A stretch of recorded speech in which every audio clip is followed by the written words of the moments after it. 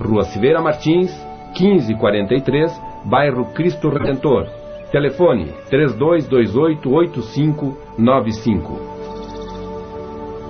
Automecânica Medeiros, há 32 anos no mercado, com experiência e qualidade, mão de obra especializada nas linhas Ford, Fiat, GM, Volkswagen e injeção eletrônica, com modernos recursos e equipamentos do mercado. Conhecimento nas linhas Renault e Peugeot. Endereço: Rua Barão do Amazonas, número 624, bairro Diamantino. Fone 3229-3693.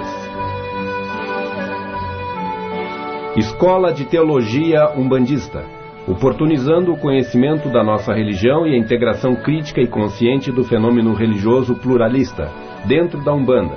Maiores informações pelo fone 32228163, através da Associação de Umbanda Caxias. Apoio Confurbras, Conselho Superior de Umbanda e das Religiões Afro-Brasileiras do Estado do Rio Grande do Sul.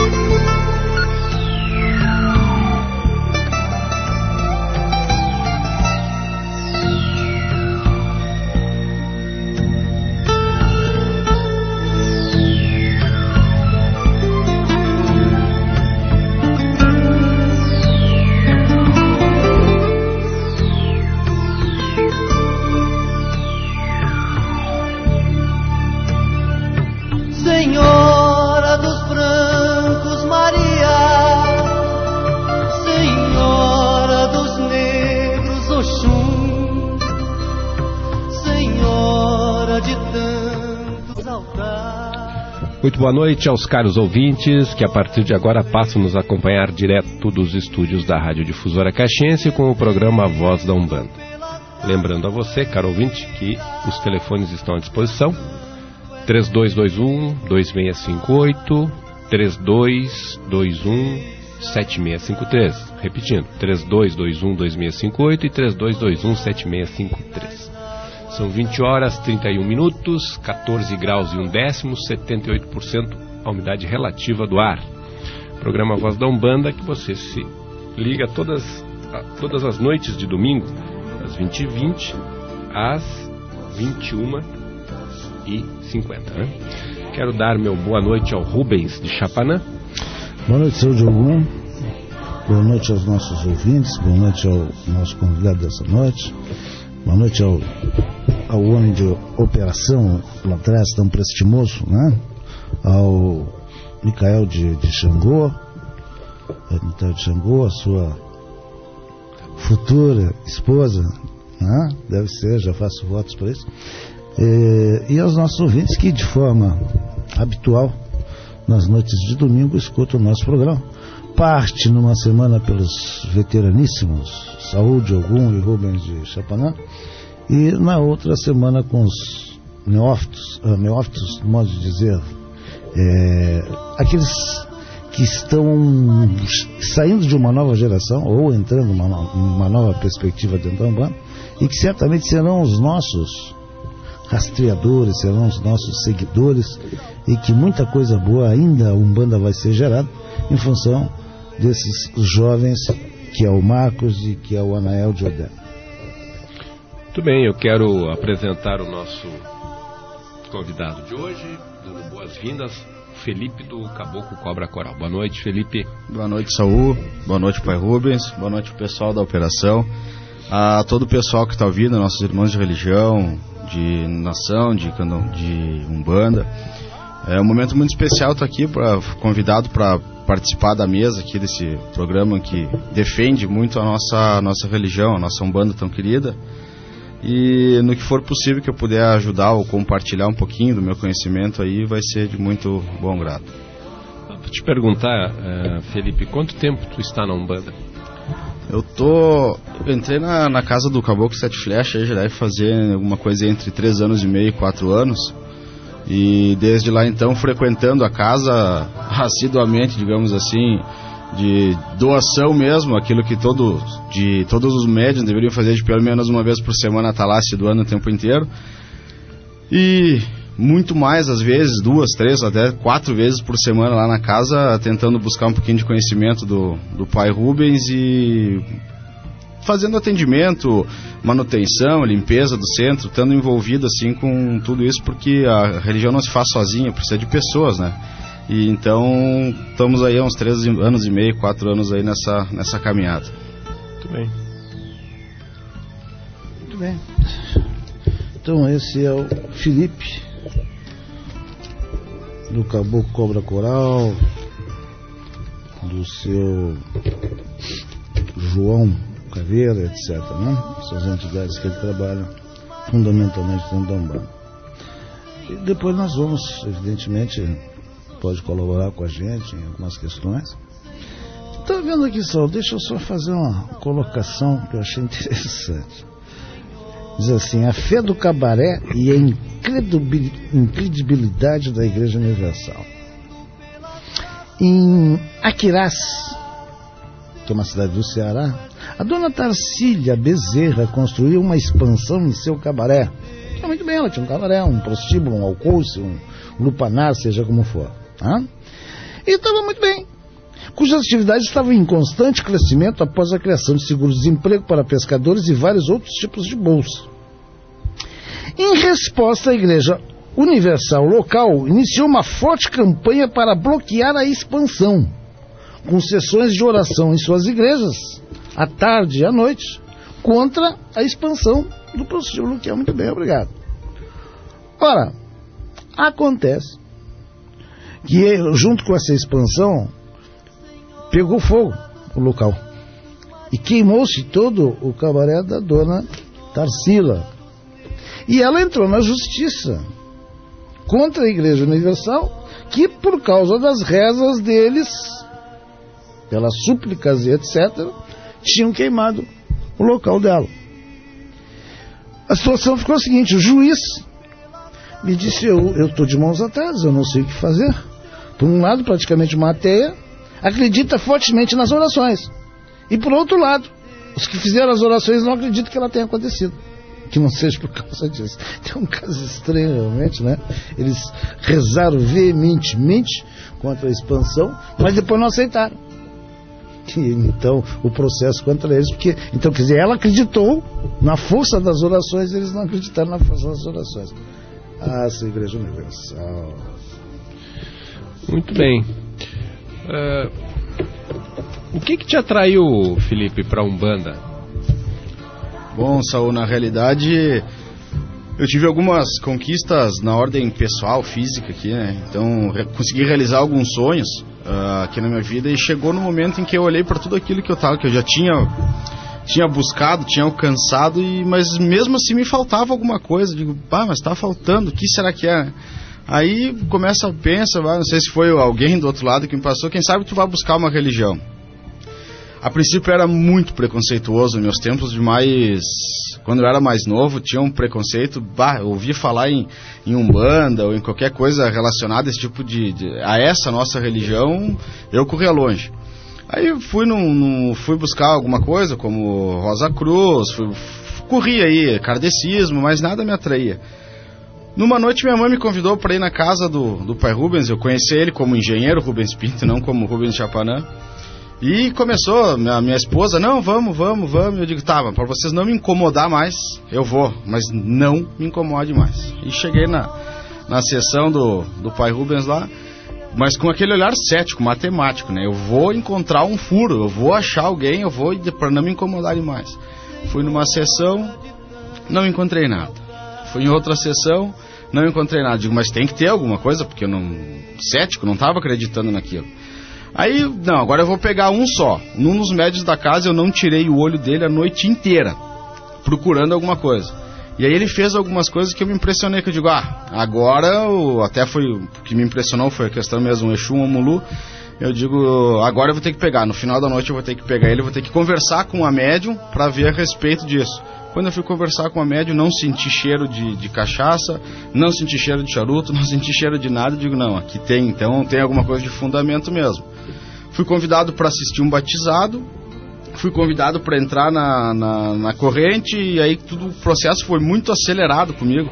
Comecei a tocar tambor na casa, sem nunca ter enxergado um tambor na minha vida, um atabaque. Comecei a tocar tambor, comecei a cantar ponto e comecei a desenvolver as entidades e me apaixonei. Me apaixonei por essa nossa religião, e hoje estou seguindo aí, trazendo sempre que eu consigo gente junto comigo nessa caminhada. Na verdade, não precisa estar lembrando, Felipe, nós fomos fazer uma homenagem a Iemanjá. E a mãe do Felipe estava junto, e eles foram. Foi ele, os irmãos, que entrou em leva no Centro Caboclo Sete Frestas. O Felipe não estava naquela. E estava o irmão dele e tal, que entrou 6 ou 7 pessoas do bairro em que ele reside, da família dele, inclusive. E naquela entrega a Iemanjá, o pessoal alguma coisa sentiu, que até o irmão dele foi convidado a carregar o barco para entregar, e disse, mas por que eu e tal. Foi por isso que eles incentivaram ele a conhecer a Umbanda.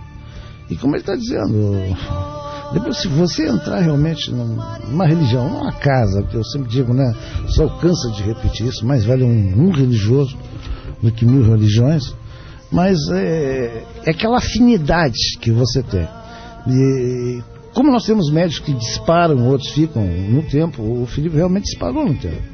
Disparou pela vontade assaz constante de crescer, de querer saber por que isso, por que aquilo, tal. Fomos a algum batuque junto, inclusive, né? Fomos a Esteio junto, acho que em batuque, fomos a alguns lugares. Mas sempre nesse afã de aprender cada vez mais. E não só isso, a manutenção.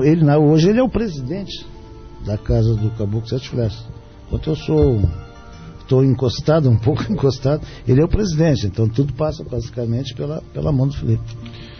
E como é que tu percebe, Felipe, já que tu é um jovem umbandista, como é que tu percebe a Umbanda hoje?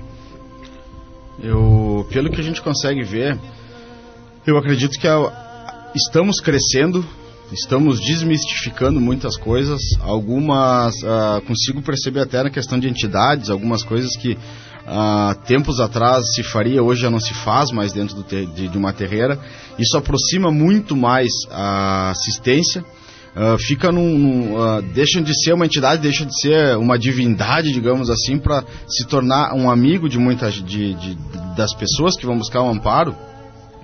Isso vem trazendo muita gente para nossa casa, ou acredito que seja um geral para todas as casas de religião. Vem trazendo adeptos. Se nós formos falar em censo, né, o pessoal, quem realmente levanta essa bandeira de Umbanda, ou de dizer que é umbandista, são muito poucas pessoas. O pessoal se esconde muito atrás do espiritismo, ou então, quando vai se perguntar, se diz, eu sou católico, para não se comprometer e não ter que responder nada. Mas se realmente, se for fazer um estudo mais aprofundado, a gente acredita que vamos conseguir entender que a nossa religião está crescendo bastante. Pessoas que talvez eu nunca acreditaria que fosse entrar numa terreira, hoje já perguntam como é que funciona. Eu já começo a enxergar no nosso centro mesmo, diversas crianças, que às vezes quando nós estamos numa confraternização ou alguma coisa, os médiuns reunidos fazendo uma festa, a gente olha para aquelas crianças estando junto e já começa a se pensar assim, que vai ser a próxima geração de um bandista, a próxima geração, aquelas crianças assumindo o nosso lugar daqui a um tempo dentro das nossas casas de religião. Então eu acredito que isso tende a crescer. Eu acredito que a nossa religião está evoluindo num passo bem interessante e acredito que ela vai se firmar cada vez mais, eu acho, tanto no nosso país como até fora dele, como nós estávamos conversando antes na mesa, antes do programa entrar no ar. Muito bem, estamos hoje com a presença do Felipe do Cobra Coral, que já tem uma trajetória dentro da Umbanda e traz a sua percepção.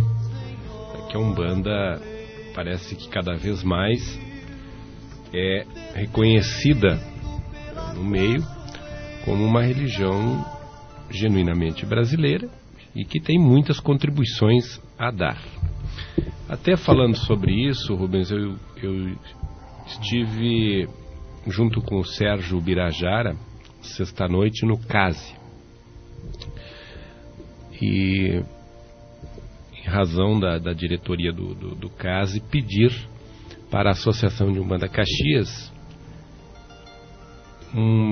a possibilidade de levar alguns dirigentes ao CASE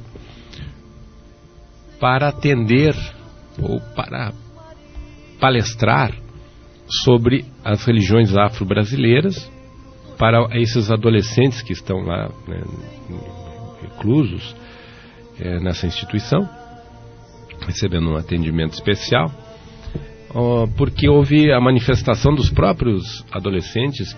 Eles receberam a visita de pastores e também sacerdotes da Igreja Católica, e eles se sentiram desprestigiados e desassistidos, porque já tinha muitos que eram da Umbanda, e até mesmo do Batuque, que diziam, mas nós queremos um babalorixá, nós queremos um dirigente de Umbanda aqui para dar uma palestra. E eu pedi que reunisse então um número de adolescentes que queriam que fizeram essa reivindicação para nós conversar. E tivemos 10 adolescentes, eu e o Sérgio estivemos lá na sexta-feira. Serão encontros quinzenais e eles gostaram muito. Tivemos uma longa conversa com eles e foi uma experiência muito gratificante, porque nós estamos conseguindo levar a Umbanda a uma instituição que nos solicitou, e isso mostra de uma forma muito clara como a Umbanda começa a penetrar em locais que antes, Deus o livre, né, não era permitido. Então isso é uma conquista muito válida para nós enquanto representantes da Umbanda. Eu até hoje, é muito interessante realmente trabalharmos com a juventude, nessa faixa etária de 7 anos para cima, que eles já começam a depreender e entender algumas coisas, 10 anos para cima. Mas hoje no canal 39, para quem tem net, me parece que às 22 horas vai mostrar os atletas e a sua ligação com religião para alavancá-los dentro do esporte do esporte que pratica. Então mostra ali os evangélicos, os atletas de Deus e tal, e mostrou assim por cima 2 ou 3 com o centro de Umbanda atrás, o congá de Umbanda, né? E eles dizendo, não, meus pais aqui que me dão força, se não fosse por isso e tal. Então é interessante até se ver, porque antes isso é quase inédito, né? De mostrarem que também a Umbanda dá essa força e essa proteção para esses atletas, para que tenham um comportamento melhor como ser humano, ou até mesmo uma força a mais extra para que eles possam desempenhar um belo papel dentro das suas modalidades esportivas. Outro fato que eu quero registrar muito interessante, que nós tivemos também a convite na verdade não foi da prefeitura, mas através da prefeitura e da Câmara de Vereadores de Caxias do Sul, do gabinete do vereador Rodrigo Beltrão, nós fomos convidados para, junto ao UAB, né, que nós somos representantes, diretor ecumênico, ocupa a cadeira de diretor ecumênico na UAB, sobre os holofotes que ficaram, aquele ponto de cultura que foi inaugurado, né, no dia anterior ao domingo, Dia das Mães. Nós tivemos presentes nesse local para fazer a bênção, e fomos convidados. Então foi um pastor, foi um padre, e nós estivemos representando a associação. Tinha outras representações, né, religiosas de Caxias do Sul que estiveram lá e fizeram bem o seu papel. E nós também, representando a Associação de Umbanda Caxias, demos a nossa contribuição. Mas o que chama a atenção não é o fato de a associação estar lá, isso é o que menos importa. O que importa é que a Umbanda é convidada, as religiões afro-brasileiras, com as suas mais variadas roupagens, ser convidadas para esse momento. Quer dizer, representantes de outros segmentos que fogem à questão neopentecostal, que fogem à questão católica, e tem um olhar e um chamado para a Umbanda também se fazer presente. Foi tocado pontos, e tinha o prefeito, o deputado Marisa Fórmulo, representantes do deputado federal Assis Melo, um número de pessoas, todos os secretários da Câmara da Prefeitura de Caxias do Sul, um número expressivo de pessoas, os presidentes de bairros, diretores ecumênicos também de outras localidades, também presidentes não só de bairros, mas dos setores dentro da UAB. Então estavam todas as pessoas que trabalham nas suas comunidades e assistiram esse encontro, o que para nós foi extremamente gratificante. Tinha o Canal 14 também, o Canal 14 estava presente, vários representantes da imprensa. Então foi um lugar assim, com falas interessantes também da parte dos políticos, e eles enalteceram, Rubens e Felipe, uma coisa que me chamou muita atenção. O principal da inauguração desse ponto de cultura, que é uma conquista para Caxias que já foi capital da cultura, o que eu achei interessante foi a fala em torno da quebra da luta contra o preconceito. Em todos os momentos isso foi de uma forma assim, pontuada, sublinhada, com muita ênfase. Temos que parar com essa questão do preconceito que existe nas mais variadas formas, né? A questão homofóbica, a questão religiosa, a questão étnica. Então, nas várias instâncias, a questão do preconceito ainda macula muito, né? E causa muito dano.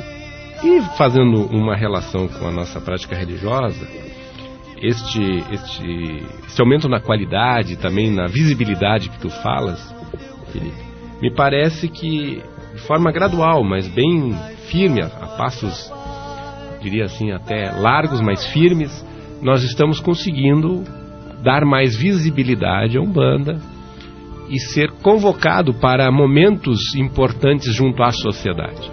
Então isso é que me chama a atenção. Quer dizer, estamos saindo dos terreiros, não só saindo dos terreiros para movimentos isolados nossos, enquanto irmãos, que já é difícil, mas a gente tem conseguido realizar muitas vezes isso, mas ser convidado pelo poder público para nos fazer presente em momentos importantes, solenes, momentos em que requer uma reflexão maior, e isso nos dá visibilidade juntamente com credibilidade.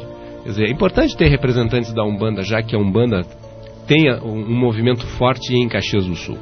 Foi muito interessante essa experiência que eu trago aqui à mesa, porque isso, de alguma forma, vem fortalecer a nossa presença enquanto representantes de uma religião tão importante como a Umbanda.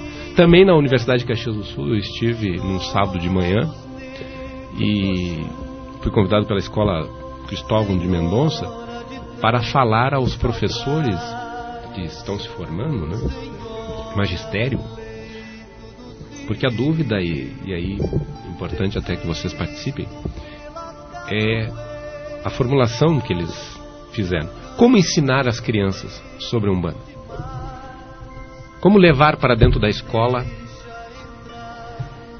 este tema, que é tão importante, né, que as crianças saibam, levar as crianças a ter um olhar diferente do que é ensinado até agora, foi ensinado até agora, sobre a Umbanda. Eu vejo de bom grado só o fato de que não é tão simplesmente o fato de que a Umbanda está crescendo em números. Acho que até está.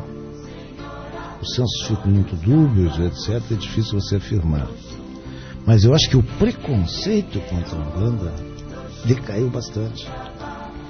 Que jamais em oportunidades como essa nós seremos chamados. Então hoje eles nos veem como uma instituição a serviço do bem, né? Uma religião acima de qualquer coisa, e que aquele medo infundado pelo desconhecimento começa a não participar mais. Então acho que o mais importante do número de adeptos, se cresceu ou não cresceu, é que várias pessoas saem, não voltam mais muitas vezes, mas assim, poxa, mas essa Umbanda é diferente do que me falavam para mim. Eu pensei que eu ia ver isso, ia ver aquilo e tal. Então eles veem hoje realmente um local onde as pessoas conseguem ter a receptividade do mundo astral para ter uma semana melhor, para conseguir seu emprego, enfim, coisas do gênero. Como começar com as crianças? Evidente, a gente já peca um pouco nesse sentido. Nós não temos escolas infantis de Umbanda para a própria Umbanda. Eu acho que nós deveríamos começar um pouco nesse sentido.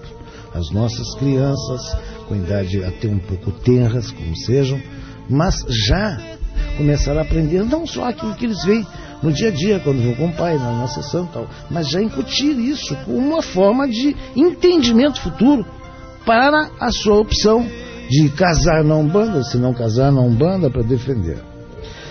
Mas teria que ser uma coisa como uma introdução, não é uma coisa momentânea, mas sim como quase um meio curricular. Digamos, olha, vamos levar 3 meses, 4 meses, 5 meses, para realmente que eles entendam, porque a Umbanda é uma coisa simples, não é tão simples assim, de se colocar na cabeça de uma criança que possa existir vida após a morte, depois de séculos e séculos e séculos em cima, nas gerações anteriores, dizendo que morreu, não temos mais nada a partir daí. Então tirar essa parte toda e fazê-las entender que existe vida após a morte, que estamos aí na questão da evolução do espírito, que existe o corpo astral e que existem caboclos, que na verdade são entidades, que existe isso e aquilo. Não é de uma hora para outra, mas eu acho que seria de bom alvite, né? De bom termo, nós temos esses ensinamentos, mas de forma paulatina, porque é muito fácil você falar em religião católica. Eles sempre apontam, pega a Bíblia, lê a Bíblia.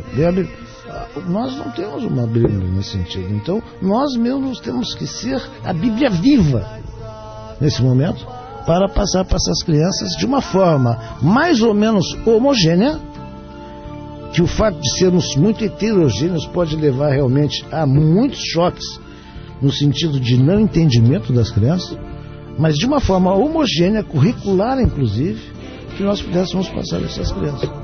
Aí, antes do Felipe se manifestar, talvez o hiato esteja aí, Rubens, e é isso que eu tenho tentado, depois de algumas reflexões, a dificuldade nossa esteja exatamente nesse quesito que tu acabou de verbalizar.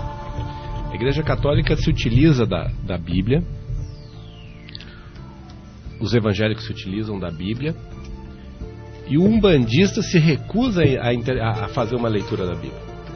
Porque se o Evangelho pode ser segundo o Espiritismo, o Evangelho também pode ser segundo a Umbanda. Se nós tivermos um olhar sobre o Evangelho com uma interpretação, com uma hermenêutica umbandista, nós podemos passar isso para as crianças também. O problema é que o pessoal da Umbanda não leio a Bíblia porque a Bíblia não faz parte da minha religião. Pô, mas se ela é cristã? Então aí nós já entramos num problema muito sério. É cristã ou não é? Se ela é cristã, se ela tem esse viés na figura do Cristo, por que não entender o Evangelho? Qual é a razão de tanta resistência? Não, mas é que o meu guia sabe. Porque às vezes o guia não sabe. Pegar e fazer uma pergunta, muitas vezes não sabe. Isso que impressiona. Então o que tem que se fazer? Deixar o plano astral ao que é o plano astral. E aquilo que é o plano físico, nós fazemos no plano físico. Aquilo que nos cabe. Se nós não tivermos esta visão teológica e fazer essa leitura e tentar entender através de um olhar enquanto umbandista, nós vamos sempre perder. Porque mas lá no Evangelho diz isso, mas tu não leu. Ele leu, a luta é desigual.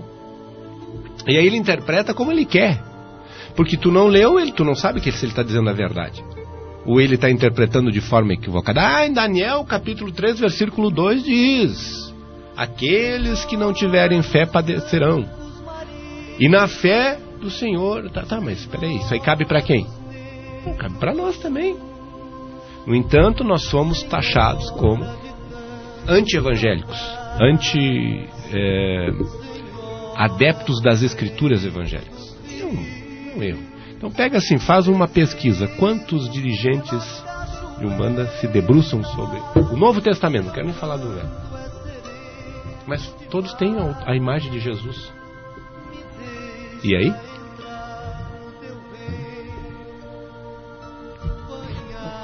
Eu sempre disse isso, depois eu passo ao Felipe, que nós devemos passear por outras religiões. Devemos conhecer um pouquinho o que diz o Santaime, o que diz até a pagelança, seja o que for, mas nós devemos dar uma passada por cima, para não dizer bobagem, até para não dizer bobagem. E sobre a Bíblia, nós temos várias fontes de interpretação ao nosso favor, e nós dizemos que seja contra nós, porque quem decifra aquilo, decifra a seu bel prazer, usando o artifício de manejar a sua vontade para aqueles que o ouvirão. Então, quando Jesus pergunta, quem diz que sou, Pedro? Uns dizem que tu é Elias, outros dizem que tu... Quer dizer, eles interpretam a forma deles. Nós já interpretaríamos essa forma diferente, falando em reencarnação. Jesus pode ser uma reencarnação de Deus. Nesse assunto ele é um pouco complicado, ele é um pouco delicado, mas eu acredito que sim, concordo contigo, Rubens, plenamente contigo, Sal. Para sermos um umbandista de verdade, a gente tem que conhecer, não precisamos frequentar, não precisamos nada de outras religiões, mas nós temos que conhecer pelo menos a primeira linha que fala a doutrina de outras religiões, porque senão fica muito fácil esse negócio de dizer, a Bíblia não faz parte da minha religião, não leio. Tu tem que entender o motivo de um evangélico vir pregar a palavra dele no sábado de manhã na porta da tua casa. O que ele está querendo com aquilo? Tu tem que entender a linha de um kardecista, o que ele faz lá no centro espírita dele. Então é muito interessante o pessoal do budismo, shintoísmo e todas as outras aí que a gente tem por aí. Voltando um pouquinho ao assunto das crianças na nossa religião, nós estávamos discutindo isso até segunda-feira passada na Escola de Teologia Umbandista, a respeito não sei se para nós cabe o termo evangelização, mas que seria, se tu, nessas minhas andanças, antes de eu entrar na Umbanda, que nem eu falei, no centro espírita kardecista, A gente encontra as crianças, em alguns casos, elas, quando tu entra lá, eu tenho uma filha de 10 anos, quando tu entra, muitas vezes, essas crianças, elas são separadas, elas vão para uma sala serem, não sei se o termo é correto, evangelizadas. Então, eles passam a palavra espírita numa forma em que a criança consiga entender. Eu não sei, Saul, aqui na nossa cidade, se existe algum templo, alguma terreira que faça um serviço parecido com esse. Porque tem eu, minha esposa, meu irmão, minha família, uma boa parte trabalha na terreira, e a minha filha de 10 anos, enquanto eu estou trabalhando com as minhas entidades, minhas entidades que estão, elas não estão, então, a gente não sabe onde estão essas crianças, onde é que elas estão, se está frio, se está quente, se elas estão correndo, se o portão está fechado, esse tipo de coisa.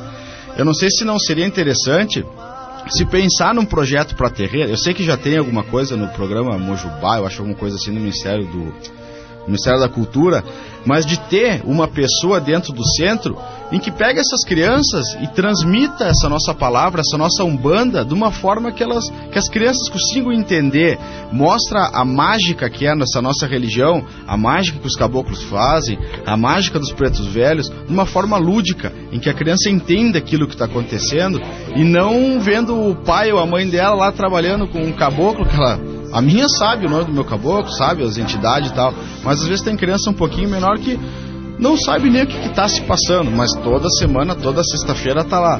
E usar essa prática lúdica, eu acredito que a gente traria as crianças entenderem um pouco mais e sim, se fundamentarem um pouco mais. Na escola, como tu falaste, Saul, que tu teve lá o pessoal que está se formando no magistério, não acredito que teremos um grande tempo, né, nessa carga horária para falar de Umbanda. Gosto da ideia de não se ter o ensino religioso como eu tive, acredito como vocês todos tiveram, de ter que entender como é que é isso, de ensino religioso ser voltado ao católico.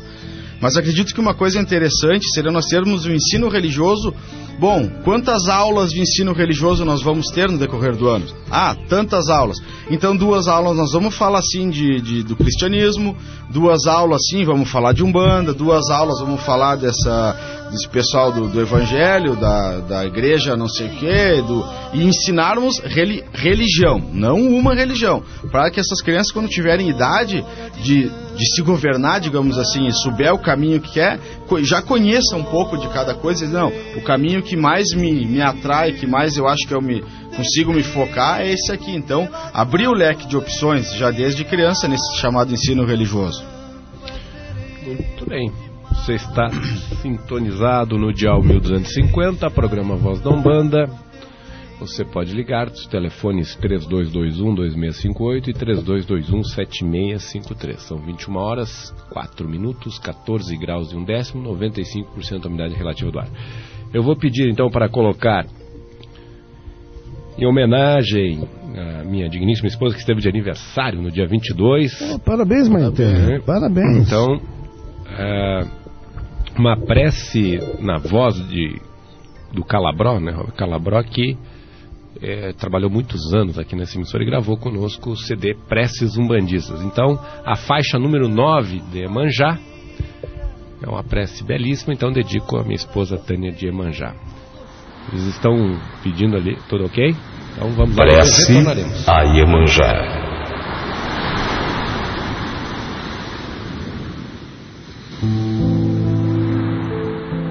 Ó doce, meiga e querida mamãe Iemanjá, vós permitis que no seio de vossa moradia fossem geradas as primitivas formas de vida, o berço de toda a criação, de toda a natureza e de toda a humanidade. Aceitai nossas preces de reconhecimento e amor. Ó visão divina e celestial, que os lampejos que emanam de vosso diáfano de estrelas venham como benéficas vibrações espirituais aliviar os nossos males, curar os nossos doentes, apaziguar os nossos irmãos irados, consolar os corações aflitos.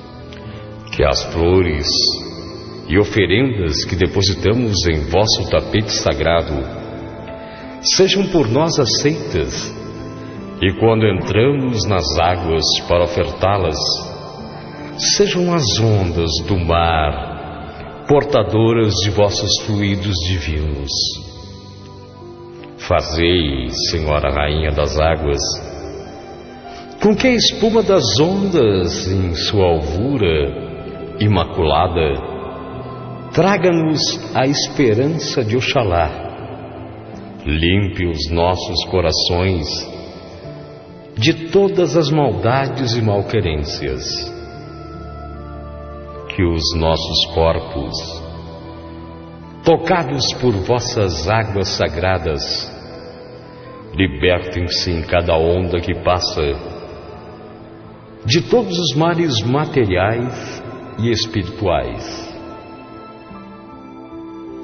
Que a primeira onda afaste de nossas mentes todos os eventuais desejos de vingança.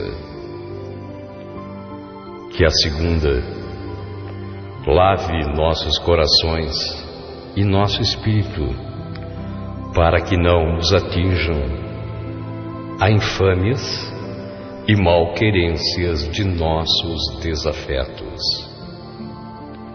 Que a terceira onda afaste a vaidade de nossos corações.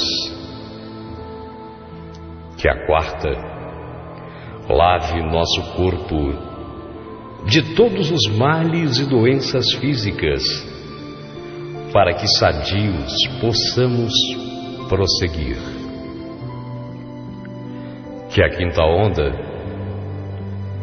afaste de nossa mente a ganância e a cobiça. Que a sexta venha carregada de flores, e que nosso maior desejo seja o de cultivar o amor fraternal que deve existir entre todos os homens. E que ao passar a sétima onda, nós, puros e limpos de mente, corpo e alma, possamos ver, ainda que por apenas alguns segundos, o esplendor da vossa radiosa imagem. É o que humildemente vos suplicam os filhos de Umbanda, Odoiá e Iemanjá.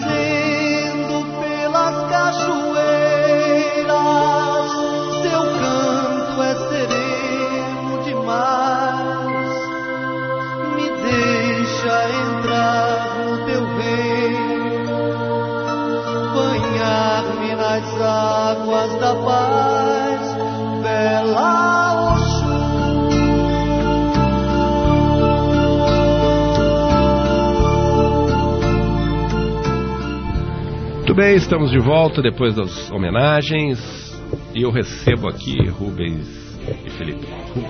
Rubilar, um abraço ao Rubilar. Disse que foi convidado para uma inauguração da imagem de Iemanjá na cidade de Dom Pedrito. Ele disse que vai levar o nome da Associação de Umbanda Caxias com ele. Muito obrigado. No seu ponto de vista, acredita que a Umbanda está se expandindo cada vez mais. Parabeniza o programa Voz da Umbanda e pede oração de Ogum. Depois nós vamos botar a prece de Ogum em homenagem ao Rubilar de Ogum. Muito obrigado, Rubilar, e obrigado por representar a associação. Ficamos muito felizes. Muitas coisas que nós falamos aqui, prezado ouvinte, como sempre foi dito aqui, não existe uma Bíblia, não existe como você entra vamos por hoje no Google, diz assim, bom, o que é micose tal, o que eu faço para prevenir? Tem tudo escrito. Muitas vezes a gente acha. Então eu vou colocar em pauta aqui um assunto para ser discutido. Ora, a expectativa de vida do negro no trabalho duro no Brasil, no tempo da escravidão, era a pau e custo 45 anos de idade. 45 anos de idade. A não ser aqueles que fosse destinado como mordomos ou como, enfim, trabalhasse na casa grande. Porque o resto que trabalhava realmente com afinco, sob todo o impacto da natureza humana do branco naquele momento, com chibatas, etc., a expectativa de vida era 45 anos. Ora, nós chamamos de pretos velhos quando se diz tio e pai são os mais novos, quando se falamos avós são os mais velhos, realmente. Eles trabalham tudo ao quebrados, como se tivessem 90 anos de idade, 85 anos de idade. Como se explicar isso? Se a expectativa de vida era 45 anos e eles iam dessa forma ao quebrado. Olha, Rubens, essa questão ela é muito simples, né? Porque, na verdade, o preto velho é uma matriz e representa a sabedoria. E a sabedoria está exatamente associada à idade. Se associa muito à sabedoria tempo de vida. Então, essa matriz do preto velho, inclusive Monteiro Lobato utiliza muito bem nas suas obras, o velho, negro e sábio, né? Não sei se tinha Anastácia, tinha um monte de personagens muito interessantes que ele falava de um Brasil que precisava ouvir os anciãos, e eles estavam exatamente ligados à etnia africana. E houve-se muitos que chegaram à idade, envelheceram, mas a expectativa de vida não era só pouca aos negros, era no mundo, pouca idade. Raramente, hoje a expectativa de vida está muito maior, mas se tu pegar, de modo geral, a expectativa de vida era bem menor do que hoje, em razão de falta de antibióticos, de um monte de problemas de saúde, né? E a questão do negro é por causa do esforço, né? Do excesso de trabalho. E sem remédio, sem absolutamente mas nada. A questão de chegar, não é pela idade, eu acho que é uma matriz importante de resgatar a sabedoria que tem na etnia africana. Então eles vêm com essa roupagem do velho, porque muitos espíritos que militaram, cumpriram essa dura missão de vir como escravos, princípio da vidas pregressas, da reencarnação, são espíritos muito antigos. São espíritos velhos. Para aguentar um fardo dessa envergadura, eles têm que ser espíritos muito fortes. Então eles vêm com essa matriz, e é uma matriz apenas, um negro, calmo, né, preto velho, com aquela imagem ao quebrado, mostrando que passou por muitos trabalhos.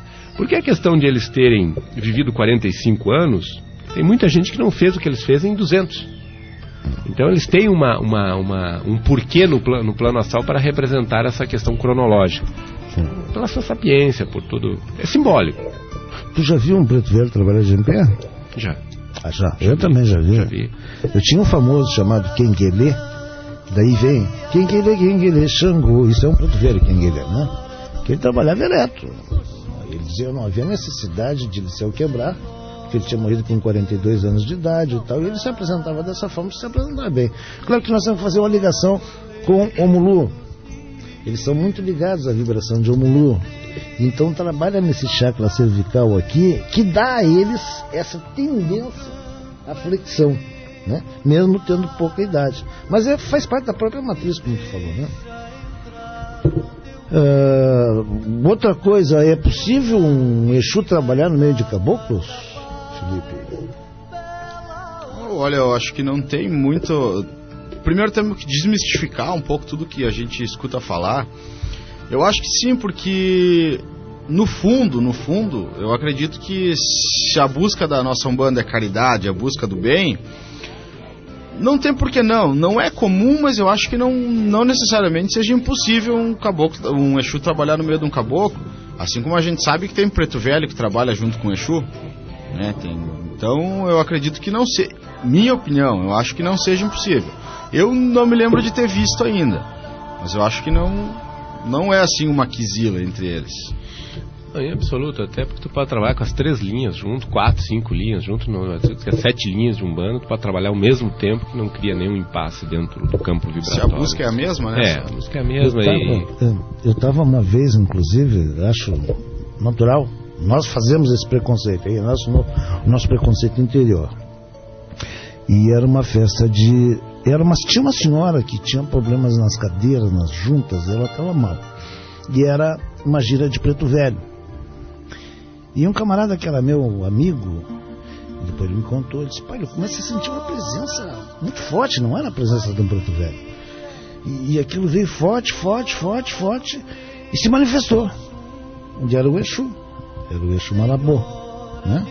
Ele com um punhal, ele trabalhava com um punhal, ele mandou chamar a senhora vem cá, senta aqui, sentou os 4 pretos velhos do lado, deram água com mel para ela não sentir, com uma espécie de anestesia para ela, né? E ele pegou o punhal, não abriu, aí passou em cima, disse: estou fazendo isso aqui agora, depois vou fazer uma cirurgia astral com a senhora. Bom, a mulher saiu encantada, as duas dela, e trabalhou junto com os pretos velhos, como tu disse. É muito natural. Então... E qual a razão, Rubens, até fiquei pensando aqui, que se atribui essa relação dos pretos velhos ao Baluaê, Chapanã?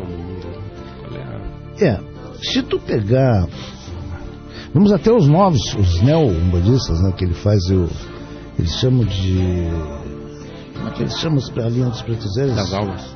Não, o nosso Arapiaga, tal, eles têm um outro nome, né? Iori para as crianças. Iorimã. Né? Iorimã.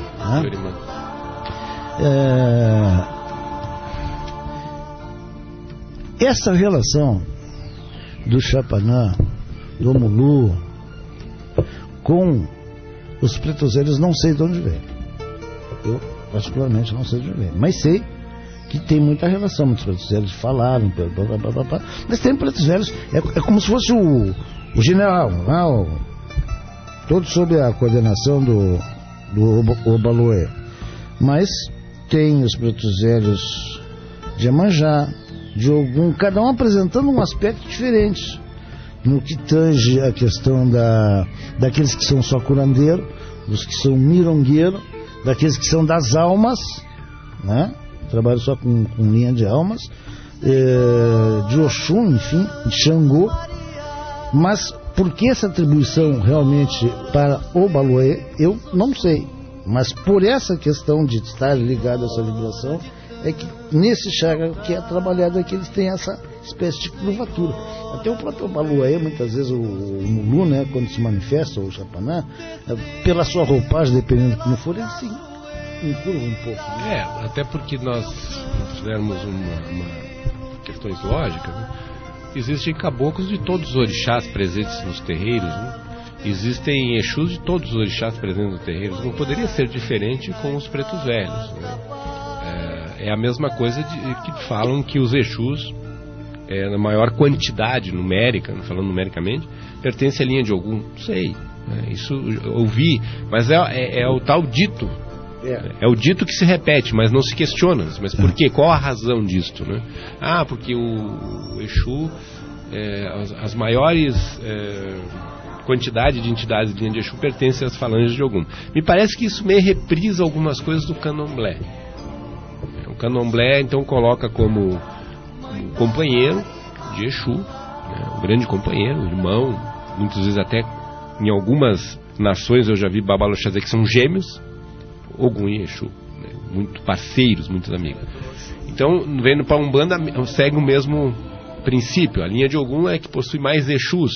Daí eles explicam, não, é porque Ogum, em razão das demandas, então tem que ter um maior número de Exus.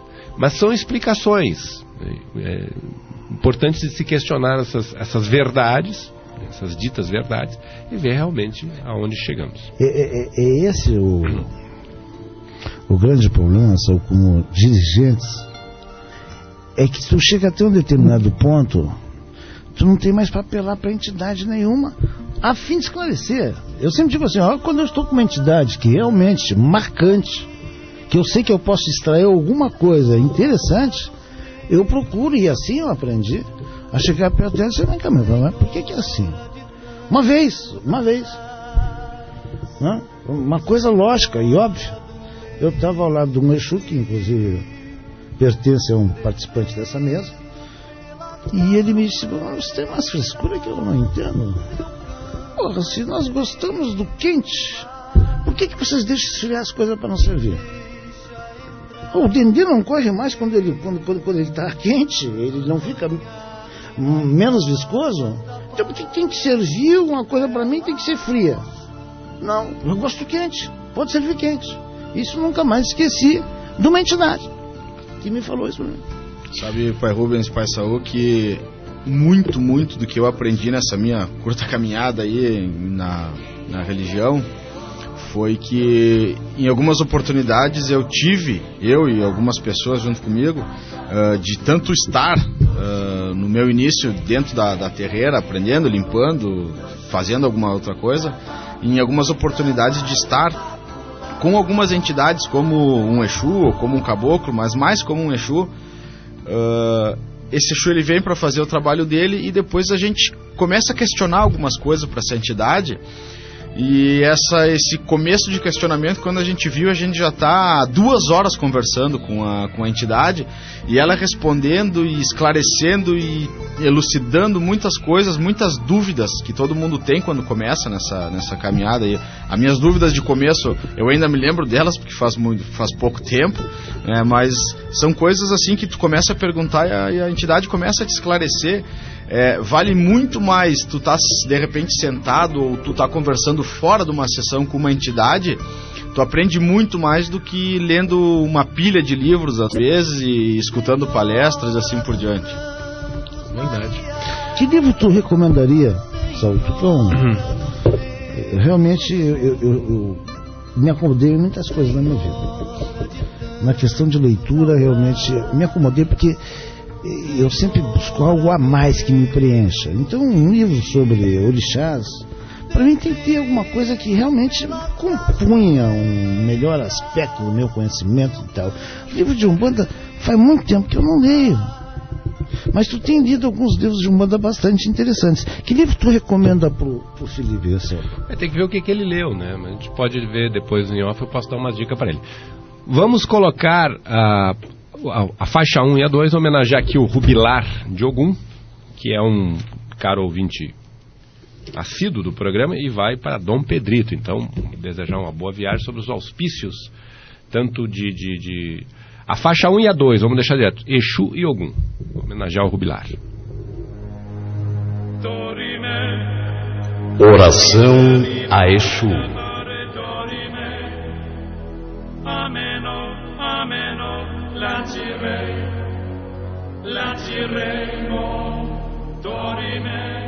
Ó Senhor, do poder, detentor do axé, o primeiro entre todas as divindades, enviado de Olorum para nos auxiliar nessa jornada no orbe terrestre. Ó Senhor, que está em todos os lugares, Senhor, que é os olhos e ouvidos de Olorum, rogamos a Ti, grande emissário, que ouça as nossas súplicas. Pedimos que não se afaste de nós, pois sois vida. Nos alimente com o Teu conhecimento e sabedoria. Ó Exu, Orixá primordial, nos conduz ao nosso destino, nos dando as chaves que abrirão as portas do Orum. Que em cada encruzilhada que passarmos, sejamos reconhecidos como Teus filhos. Que o perigo do dia e da noite não nos atinja. Que a inveja e a maledicência não nos alcance. Que o nosso inimigo desista de nos perseguir. Que aprendamos contigo, ó Exu, que o melhor caminho sempre é servir. Laroí Exu, Alô Pubará.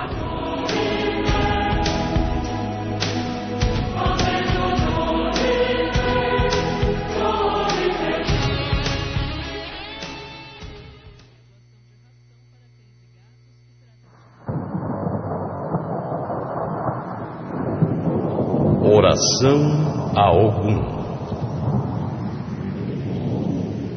Ó Senhor Ogum, Senhor dos exércitos, Senhor dos caminhos, Senhor da forja e dos metais, seja minha fortaleza. Não permitas que eu vacile em minha caminhada. Não permitas que eu me amedronte diante do perigo. E não permitas ainda que eu desista de lutar o bom combate. Que sejas sempre meu estímulo para viver. Ó Orixá Ogum, Senhor da guerra, Senhor de Irê, grande Orixá que tudo transforma, te suplico, permitas que eu sempre fique sob a tua égide. Assim, nunca serei atingido. Permitas que eu invoque teu poderoso nome. Assim sempre serei socorrido. E permitas que eu te renda tributo, pois assim sempre serei abençoado. Eu o saúdo, Orixá Ogum, como grande guerreiro de Olorum. Ogunhé.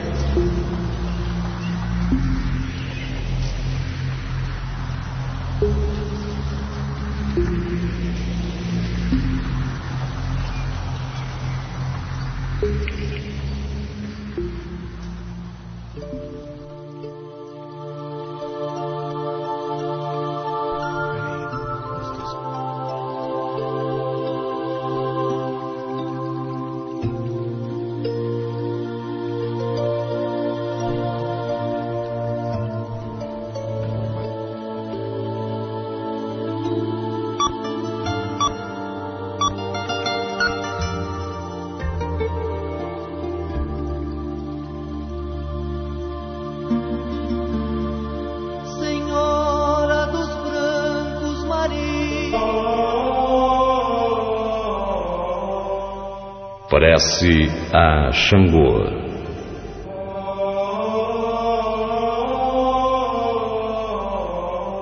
Senhor das pedreiras, Pai justiceiro e dos encaustos, protetor da fé e da harmonia, Caô, cabecilho do trovão, Caô, cabecilhe da justiça, Caô cabecilhe, meu pai Xangô, morador no alto da pedreira, dono de nossos destinos.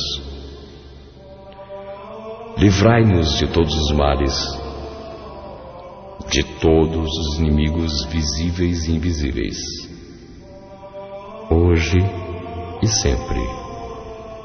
Caô, meu pai.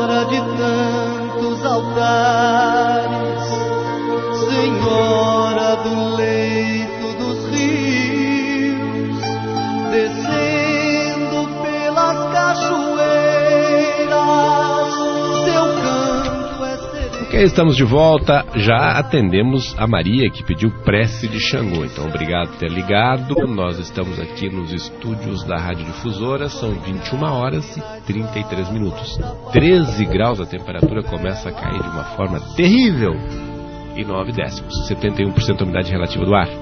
Não, mas ainda tá bom a temperatura, Rubens. Isso, eu gosto muito desse bate-pronto assim, às vezes falo pro pessoal, cor, violeta, carro, Fuca, sei lá o que. Eu vou fazer um bate-papo aqui, com o Saul, e ele vai me dizer rapidamente para os nossos ouvintes. Nosso convidado é o Felipe. Eu sei, eu vou pedir para ti, com a ajuda do Felipe. Vamos lá, Felipe. Aos universitários.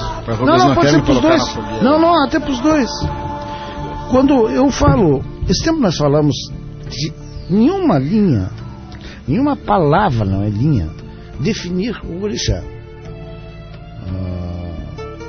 Agora eu quero fazer diferente. Defino função. Função. Uma palavra se puderem, tá? Então, vamos começar com Bará. Função. Comunicação. Né? Comunicação. Felipe. Negócios. Ogum. Vitória. Demanda, né? Vitória. Demanda. Iansã. Inconstância.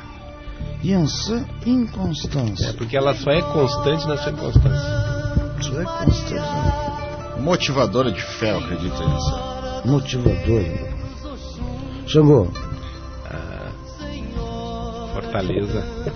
Fortaleza. Olha que impressionante. Entende? Já todo mundo está falando em justiça, que são as coisas mais. Reinado, né? Reinado. Odé. Originalidade. Fartura. Obá. Força. Opa. Eu acho que fica em força, potência, assim, uma guerreira, de repente. Potência. Ossanha. Saúde. Não tem como não ser saúde, Ossanha. Saúde. Muito bem. Chapanã. Bom, Chapanã cuidado, é a reflexão, né? Bom, reflexão. Tá. Eu te pedi cuidado com o que tu ia dizer. Pra mim, particularmente, pra mim tudo é meu pai, né? Pode botar tudo aí pra mim. Tudo. Sedução. Sedução. Bondade. Digo sedução porque, aí nessa palavra, não no sentido libidinoso, né? Eu digo sedução pelo brilho, pelo encanto, né? O encantamento que a Oxum te faz, te envolve. Ela é um continente extremamente por demais sedutor. Tudo que está relacionado ao Oxum é dócil e te envolve. Iemanjá. Realeza. Família.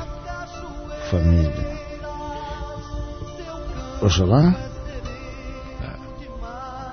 Sabedoria. Grandeza. Esse dia eu novamente, que são os orixás mais raros, né, Marcelo? Tem um orixá que o homem, o filho, ele tem uma certa natureza, mas em comparação à filha desse orixá, tem outra natureza. Eu já falo, o próprio orixá meu, que os filhos de Chapanã são um pouco diferentes das mulheres de Chapanã. Bastante acentuado em alguns pontos. Tá? Bastantes pontos acentuados. Pode o mesmo ocorrer com... Então eu vou te pedir para ti, Saul, porque eu tenho um filho. Não é filho, é carnal, desse orixá. E pouco se conhece desse orixá, das tendências dos filhos. Eu sei o básico e tal, mas eu gostaria que tu complementasse com a tua experiência. Ossanha, um filho de Ossanha, quais as características desse filho de Ossanha? Mas eu não entendi ali, defina teus termos. Tu falaste em que o Chapanã, do homem e da mulher, não ficou claro para mim, não entendi. Vou te falar para ti, por exemplo, um filho de Odé, ele tem aquelas características, é uma pessoa um pouco isolada, é uma pessoa que sai cedo de casa, é uma pessoa que gosta muito de às vezes ficar sozinho, olhando o horizonte como se fosse um caçador, etc. A mulher, que já tem que levar para o lado feminino, ela não é uma boa, ela sabe cuidar da casa, mas não faz. Ela tem que ter alguém para mandar, para fazer. Ela não tem esse cuidado muito especial para a casa, em cuidados, etc. São coisas então que se chocam às vezes na sua tendência. Os homens de Chapanã têm pouca ação no sentido de são muito mais chorões. Pega os homens de Chapanã, são chorões por excelência. A mulher de Chapanã já não é chorona. Entendeu? Então tem algumas características assim que o masculino se difere do feminino. Então o que eu te pergunto agora são as características dos filhos de Ossanha. Essa questão de características é um pouco, às vezes, deturpado, né, Rubens? Porque tu pega vários filhos do mesmo orixá, tem alguns pontos que eles dão o norte. Olha, realmente apresentam esse perfil. Mas tem outras coisas, é mais ou menos questão de horóscopo, né? As pessoas definem, eu sou assim porque eu sou virginiano, eu sou assado porque eu sou escorpiano. Fica muito generalizado e eu acho um tanto perigoso isso.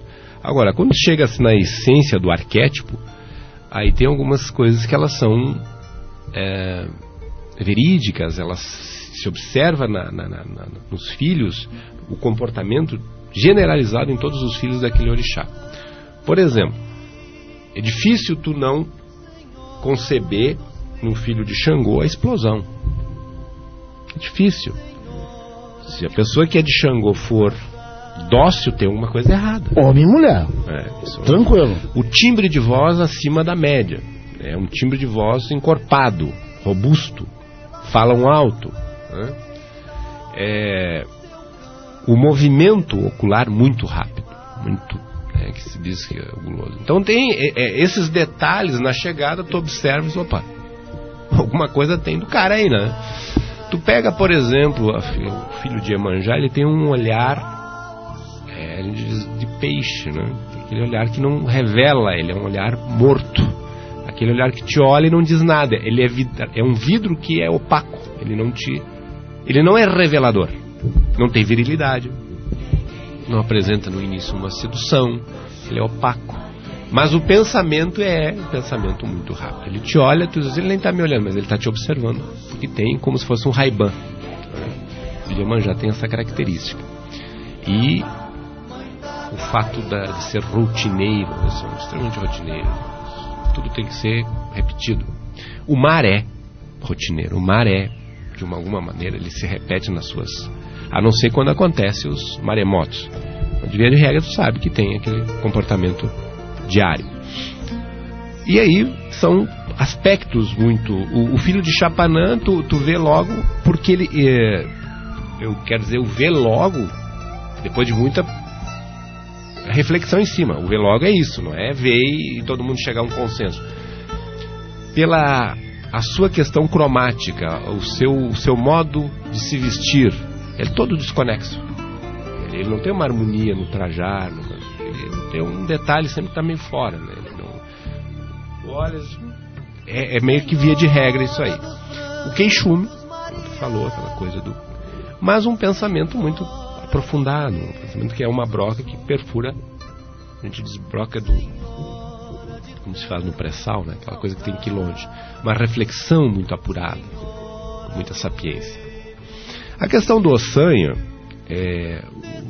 o filho de Ossanha, ele é totalmente uma incógnita, mas tem algumas características que são muito marcantes no filho de Ossanha.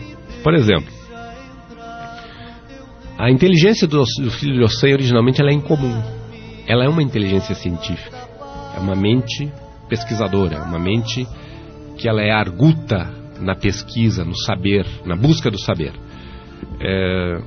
O filho de Ossanha ele tem naturalmente uma capacidade, talvez pela sua linhagem, né, e atribui-se ao orixá isso, uma egrégora que ofereça as condições para trabalhar naturalmente com a saúde, com a cura.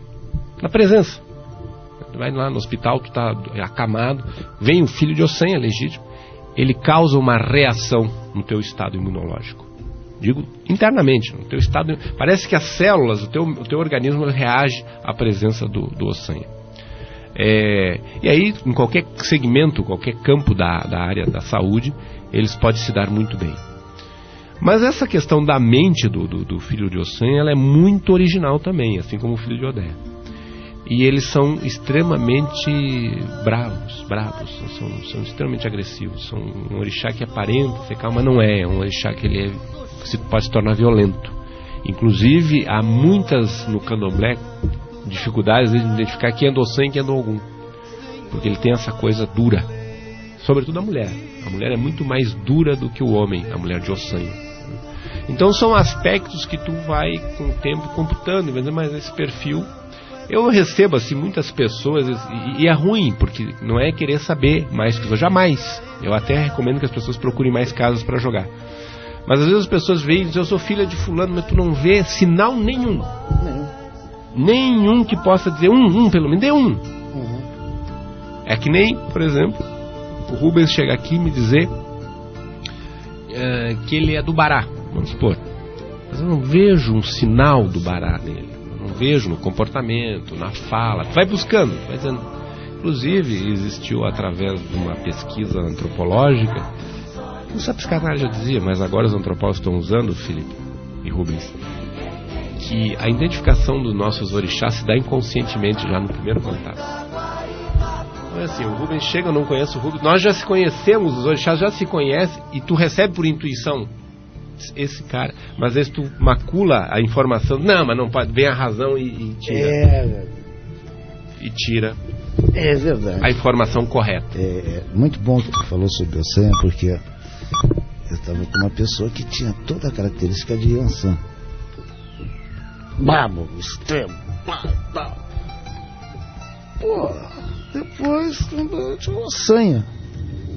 Mas o Ossanha, que é difícil, que é raro. Mas você é uma pessoa tão furiosa, tão braba, e agora tu vê, e é mulher, agora tu vê a corroborar isso. O que você tem é uma extravagância no vestir, né? São pessoas extravagantes no vestir, são pessoas que têm um olhar que é mortal, né? Se jogar uma praga, tu... cuidado, porque eles têm um olho realmente muito ferino nesse sentido, né? Mas interessante, muito interessante. Olhar agressivo, né? Olhar agressivo. São, Saul, 21 horas, 45 minutos, 54 segundos, 13,8 a temperatura, com 80% a umidade relativa do ar. Dirigindo para o encerramento do programa. Mas Felipe, é importante, isso nos motiva muito saber que a pessoa que foi contrariada a um terreiro de Umbanda no primeiro momento, hoje é um assíduo umbandista, representa bem, conhece. A gente percebeu durante o nosso encontro aqui que tu tem já um cabedal de conhecimento dentro da Umbanda, isso é muito importante, e cada vez tu vai, pelos livros que tu estava me falando aqui em off, tá sempre pesquisando. O que tu gostaria de dizer, Felipe? Fica à vontade, para os nossos caros ouvintes, para te despedir do programa de hoje, claro que já deixando a porta aberta para outras oportunidades. Que é o nosso futuro patrocinador também. Qual é o nome da empresa? Diga aí no ar, por favor. Risco Zero, assessoria e treinamento na área de segurança do trabalho. Segurança do trabalho. Isso aí. Risco Zero. Risco Zero. Um nome interessante, hein? Treinamento e assessoria. Mas só voltando ao nosso assunto, eu quero agradecer por ter me dado a oportunidade de estar aqui com dois monstros aí na área da Umbanda. Para os nossos ouvintes aí, eu quero deixar um recado assim, pessoal, vistam a camisa, tá? Que pelo que eu pude perceber nessa minha caminhada, o maior preconceito na nossa religião está dentro dela mesmo. A gente só vai conseguir quebrar essas barreiras aí quando cada um de nós levantar a bandeira e realmente dizer em alto e bom tom: eu sou umbandista, eu visto essa camisa, tá, pessoal? É muito importante e só assim vai ser um engrandecimento da nossa religião. Uma boa noite a todos e de novo, muito obrigado aí por me poder participar do programa. Nós que agradecemos, Felipe, do Caboclo Cobra Coral, sempre que puderes, e obrigado por ser um dos que incentiva o programa através do patrocínio. Agradeço muito. O João Otávio, antes de terminar, pede para o Rubens falar as características do Caboclo Cobra Coral, que é e pede prece de Oxóssi. Nós vamos deixar no finalzinho uma precezinha depois do Oxóssi. Do Oxóssi. Olha, o Cobra Coral é um caboclo da área do Oxóssi, né? Alguns até denominam como sendo da área do Xangô, mas é da área do Oxóssi. Eu vi muitos Cobra Coral em várias situações. Uma característica do caboclo Cobra Coral para algumas pessoas é que ele anda rastejando no terreno, como se fosse realmente uma cobra, né? Mas é um caboclo que trabalha normalmente de pé.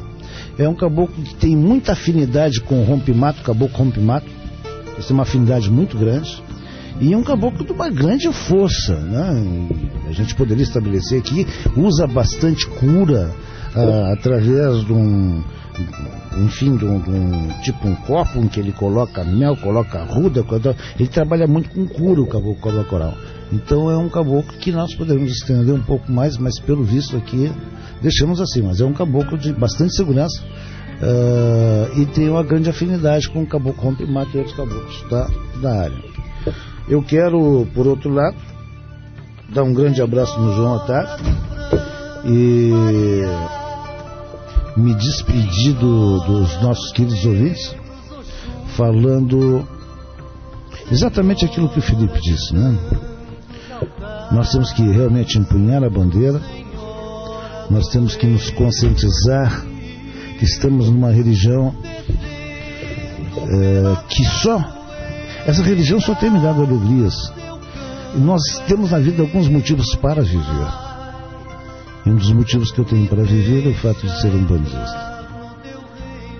Eu tenho certeza absoluta que se a Umbanda não estivesse na minha vida, eu sou uma pessoa errônea com uma série de defeitos, mas os meus defeitos seriam multiplicados. Muitos deles foram abonados, talvez até eu não merecendo, mas foram abonados pelas próprias orixás, pelas próprias entidades.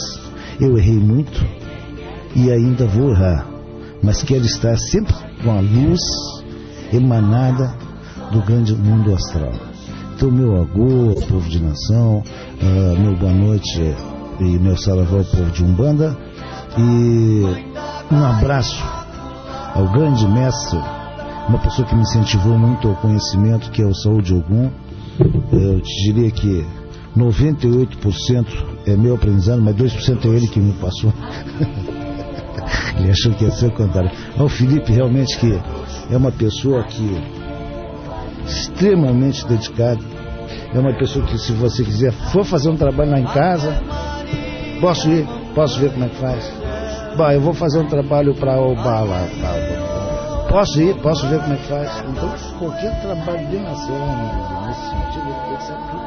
Então, são pessoas interessadas assim, que ele sabe que só tem a vencer. Ok, Rubens, muito obrigado. Eu acuso aqui que a Janete vai estar incluída na prece. Obrigado, Janete, por ter ligado.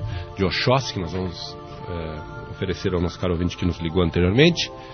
Eu renovo meus cumprimentos aos caros ouvintes que ficaram sintonizados no programa hoje. O próximo domingo estará o Anael de Odé, juntamente com Marcos Luciano de Oxalá.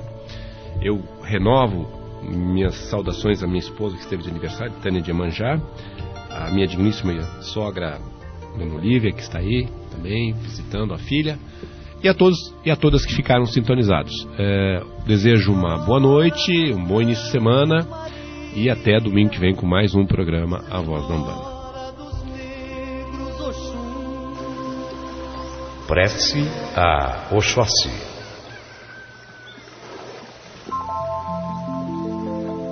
O quê? O quê, cavaleiro de Aruanda? O quê? Rei dos caboclos e das matas. Senhor Oxóssi, que as suas matas possam estar em paz, harmonia e bem-aventurança. Meu Pai Oxóssi, Rei dos caçadores, não permita que eu me torne uma presa dos meus inimigos. O que, meu Pai Oxóssi? Rei das matas de Aruanda, o que, Aro?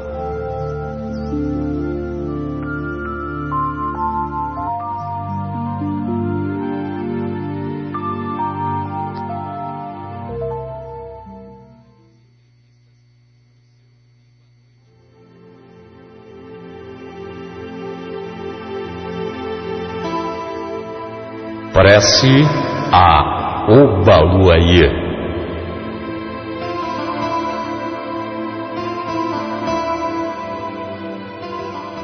Mestre das almas,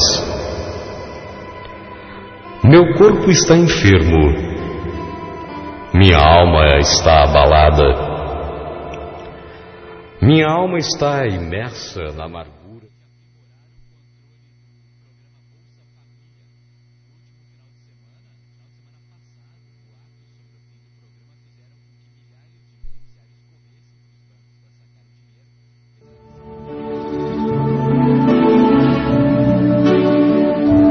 Acabamos de apresentar o programa A Voz da Umbanda, promovido pela Associação de Umbanda Caxias, que há 16 anos vem representando o afro-umbandismo caxiense, sempre buscando a união para um verdadeiro compromisso religioso. Uma boa noite e um bom início de semana com muito axé para todos e todas que acompanharam o nosso programa.